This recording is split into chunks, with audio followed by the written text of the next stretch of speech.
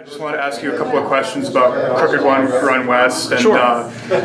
So last week at the council meeting that you had over at the government office, so we had Linda Allen mention in her letter like all these different issues and stuff, and you mentioned that you guys weren't really looking at any of the issues, and we were going to be putting them forward and addressing all of the concerns that the community has about the project. And you guys brought it up tonight. I wanted to know, maybe a little bit more in detail about what the project is, what you're going to be doing to address the concerns. Yeah, I'll just speak broadly. Sure. Okay?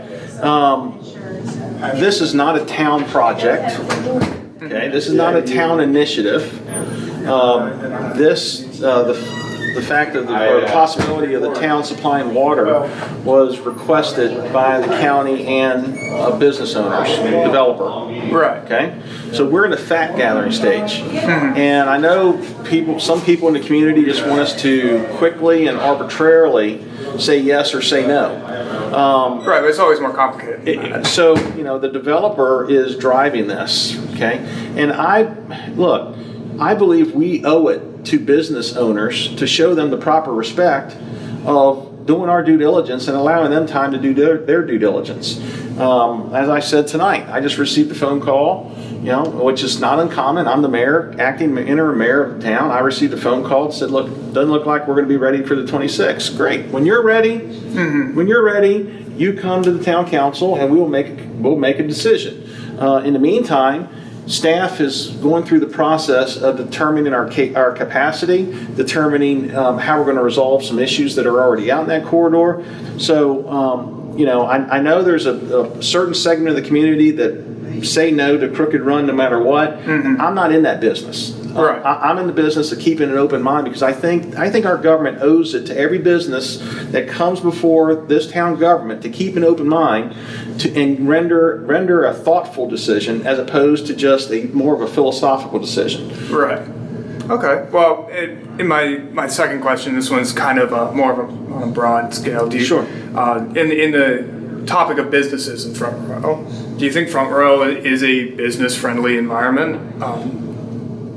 Yeah, that's a really good question. Yes, I do believe we're a business-friendly environment.